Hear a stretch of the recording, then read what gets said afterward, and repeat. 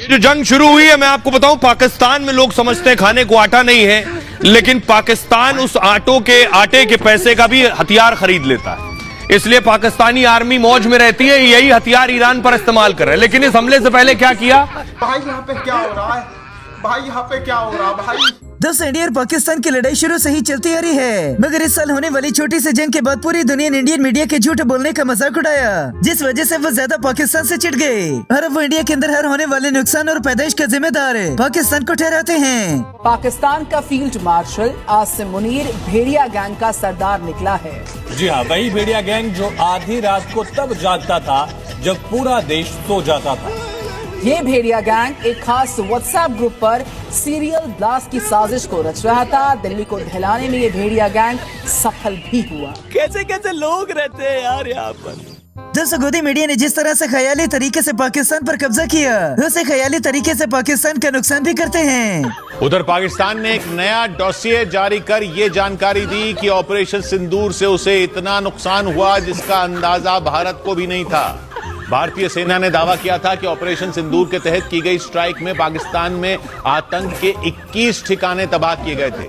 Indian media ने पाकिस्तान से ऐसी दुश्मनी पाल ली कि अब अगर कोई पाकिस्तान से मिलने आता है तो वो भी इनका दुश्मन बन जाता है।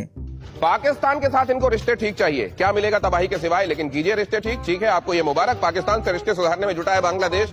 9 दिन के लिए पाकिस्तान गए थे बांग्लादेश के गृह सचिव। आतंकवाद से निपटने के मुद्दे पर हुई चर्चा। माफ कीजिएगा, ये लतीफे की तरह आपको सुनाई देगा, लेकिन यही सच्चाई है। ये सब क्या देखना पड़ रहा है? अच्छा है मैं अंधा हूँ। वैसे तो इंडियन मीडिया के बहुत सारे नाम हैं, जैसे कि गोदी मीडिया और कार्टून मीडिया, मगर दलाल मीडिया का नाम बहुत ज्यादा चलता है। सीधा कह देते दलाल है, सीधा कह देते बिके हुए हैं। आरोप किसी चीज का लगाते हैं तो प्रूफ होना चाहिए। मैं चैलेंज कर रही हूँ, प्रूफ करके दिखाओ। अच्छा मनोज काका, चैलेंज रुपए का लियाकत का, प्रूफ करके बताओ। बस शब्दों को फेंकते रहते हैं। मर्यादा नाम की कोई चीज नहीं है, बदतमीजी की कोई हद होती है। मैं क्या सारी दुनिया एक तरफ और गोदी मीडिया के झूठ एक तरफ, जो लगता नहीं कि पाकिस्तान के कभी पीछे छोड़ेंगे।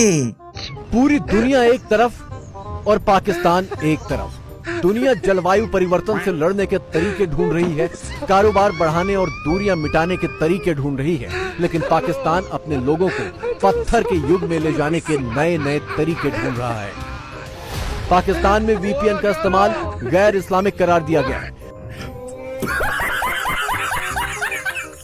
गोदी मीडिया ने पाकिस्तान को ऐसा मजाक समझ लिया कि जब भी दिल करता है 5-6 इलाकों पर हमला कर देते हैं, कभी कभार तो कब्जा भी कर लेते हैं। क्या लगातार बढ़ेगी? मैंने अभी तक आपको 4 बताए थे, लेकिन अब 7 शहरों पर भारत ने सीधा अटैक किया है, सीधा हमला किया है। भारत की तरफ से सीधा हमला ये 7 शहरों पर है। इस्लामाबाद से लेकर के लाहौर इसमें शामिल है।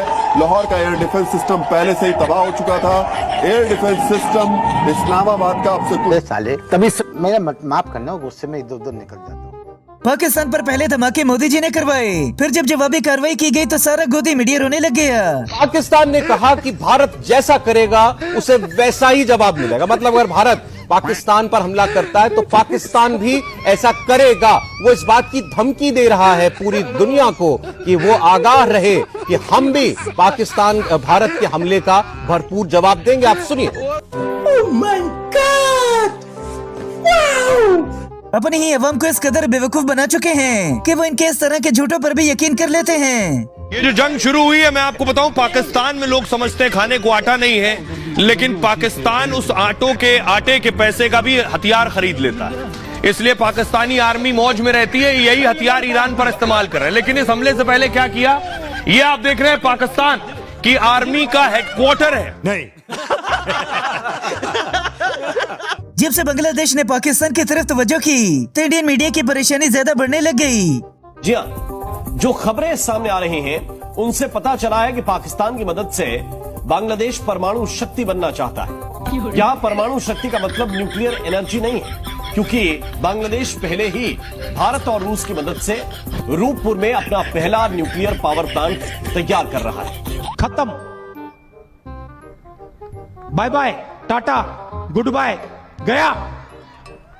इंडियन मीडिया जहां भी जाता है किसी न किसी को दहशतगर्द बनाकर जेल के अंदर करवा देता है। छत्तीसगढ़ से आ रही है, जहां पर सुरक्षा बलों की नक्सलियों के साथ मुठभेड़ हुई है। सुरक्षा बलों ने 6 नक्सलियों को मार गिराया है। नक्सलियों का टॉप कमांडर हिडम्मा, उसकी पत्नी भी बताया जा रहा है मारी गई है। नक्सली हिडम्मा पर 1 करोड़ का इनाम था। हिडम्मा की पत्नी पर 40 लाख का इनाम था। टॉप लीडर हिडम्मा समेत सेना फरमाते हैं कि गोदी मीडिया की मिसाल उस खातून के जैसी है जो अपने घर की खबर छोड़कर पूरे मोहल्ले की खबर रखती हैं। हमारे पड़ोसी देश से एक बहुत चिंताजनक खबर आ रही है। खबर बांग्लादेश के मुखिया मोहम्मद यूनुस शांति के मिशन अशांति के प्राइज तो उन्हें शांति के लिए मिला था नोबेल का, लेकिन है वो अशांति के दूत। रोजाना किसी बूढ़े को पकड़कर टीवी शो में बुलाते हैं, फिर पाकिस्तान को धमकियां लगाना शुरू कर देते हैं।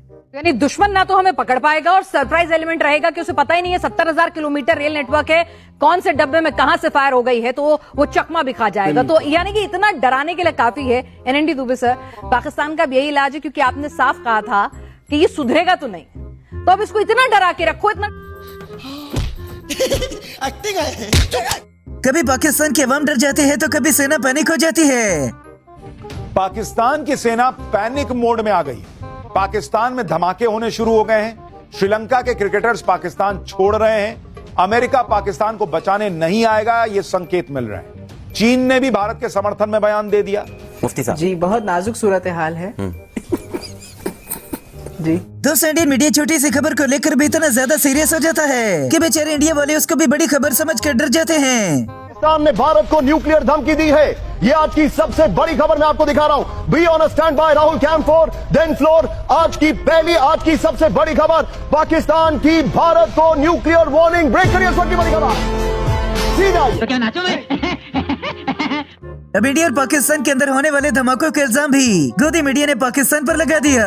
बड़ी खबर सामने आ रही है पाकिस्तान से, जहां पर पाकिस्तान के सिंध इलाके में जोरदार धमाके की जानकारी है।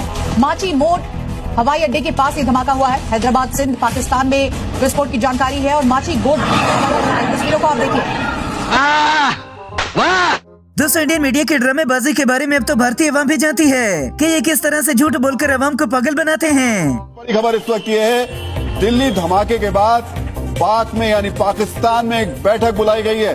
पाक आर्मी ने कल एक बहुत बड़ी बैठक बुलाई है। ये एक बहुत बड़ी खबर इस वक्त है दिल्ली धमाके के बाद में।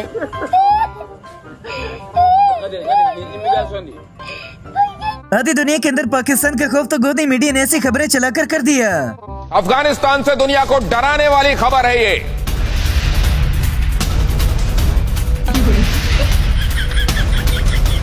पाकिस्तान के हाथ लगा अफगान का सीक्रेट डेटा। 3 प्लेन में भरकर गोपनीय दस्तावेज साथ ले गई आईएसआई। दोस्तों, इंडियन मीडिया अपने झूठ बोलने की आदत की वजह से रोजाना किसी न किसी को मार देता है। हम दिल्ली की घटना आप तक पहुंचा ही रहे थे कि हमें ये जानकारी मिली है, नहीं रहे अभिनेता धर्मेंद्र। ये इस वक्त की बड़ी और बुरी खबर है। और वहाँ चैनल अपना कोई दिक्कत नहीं, फिर आगे मेकअप करके फिर शुरू होगा झूठ बोलना। पाकिस्तानी इनको सबसे बड़े दुश्मन भी लगते हैं और पाकिस्तान का नाम लिए बिना इनका गुजारा भी नहीं होता। पाकिस्तान का फील्ड मार्शल आसिम मुनीर भेड़िया गैंग का सरदार निकला है। जी हाँ, वही भेड़िया गैंग जो आधी रात को तब जागता था जब पूरा देश सो जाता था। रोजाना खबरों की शुरुआत भी पाकिस्तान से होती है और खबरों का इख्तिताम भी पाकिस्तान पर ही करते हैं। दत्ता सर, मुनीर बेचारा कहाँ कहाँ फौज बैठाएगा? मतलब हम सर क्रीक से बेचारा वाओ मतलब कहाँ कहाँ आप देखिए ना कि मतलब भाई सर क्रीक भी संभालना है, पीओके भी संभालना है, बलूचों को